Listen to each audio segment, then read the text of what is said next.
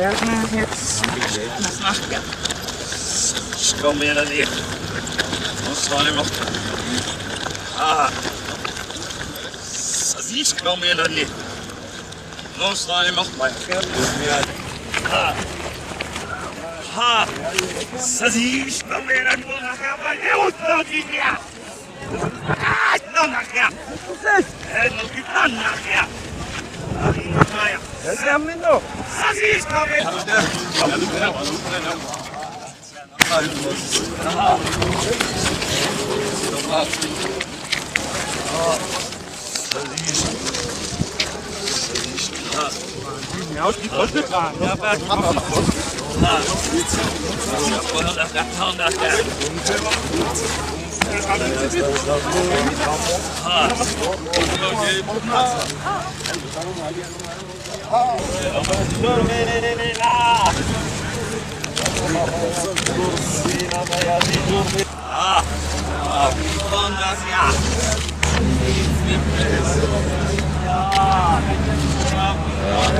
Shocking. RCCG youth pastor sentenced to death. Dear listeners, is the world coming to an end? Why will such a thing happen? Why will this man kill the wife? What did she do? To get full details of what actually happened, subscribe to our timely infos so as to enjoy other interesting videos coming next. Let's get started. A youth pastor of the Redeemed Christian Church of God, RCCG, Akolade Arowolo, has been sentenced to die by hanging for the murder of his banker wife, Titilayo. Pastor Arowolo could not hold back his pains after the court ruling. He burst into a fit of prayer. Titilayo worked with Sky Bank, whilst her husband was employed. Prosecutors were able to present compelling evidence that led to the conviction of Mr. Arowolo and his sentencing by Justice Lateefat Okunu of the Ikeja High Court. He was handed a death sentence. Justice Okunu held in her over 3 hours judgment that evidence before the court proved that Arowolo actually murdered his wife in their matrimonial home. Testimony in the form of a forensic report from Professor John Oladapo Obafunwa, a pathologist, was what the court used to determine that there was no way the deceased could have stabbed herself to death. Immediately after the judgment, Arowolo fell down in the dock and started shouting, "Jesus have mercy." PM News reports that Professor Obafunwa testified that his autopsy report revealed that Titilayo was killed through 76 knife stab wounds.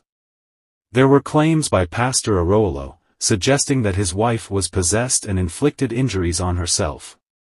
He noted that the knife wounds affected Titilayo's left eye, right eye, upper chest area, right chest and collarbone. Professor Obafunwa pointed out in his testimony that the deceased could not have inflicted such wounds on herself. To further prove its case, prosecution invited some of Titilayo's family members who testified that Arowolo and Titilayo had always had a troubled marriage.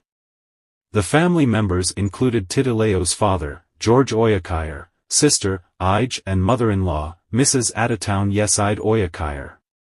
The 3 witnesses testified that the couple lived a cat-and-mouse life. They claimed that the family had at several times settled serious fights between the couple.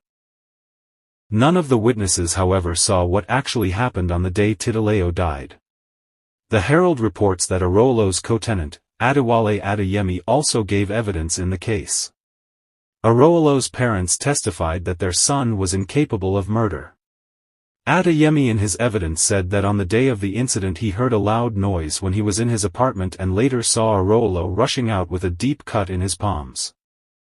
He claimed to have also seen a hammer and a knife with a broken handle in the yard. Other witnesses such as the security man at the Arowolo's residence, investigating police officer and an MTN staff also gave evidence in the case. Youth pastor Arowolo broke down in tears. After the judge handed him the death sentence, he had claimed he was innocent of killing his wife. Having presented its case, the burden was shifted on Arowolo to defend himself. Expectedly, Arowolo had his personal explanation as to what happened on the day Titilayo died. First, he claimed that he and his deceased wife had passionate sex for 2 hours and kissed on the same day she died. He claimed that Titi stabbed herself to death on the day after they had a fight. Arowolo claimed that Titilayo was possessed by an evil spirit and inflicted several stab wounds on him before turning to herself. Arowolo's father, Mutashiru, and mother also testified of their son's good behavior, insisting he could not have killed his wife. They claimed that he has always been a religious person and was incapable of killing. May God have mercy.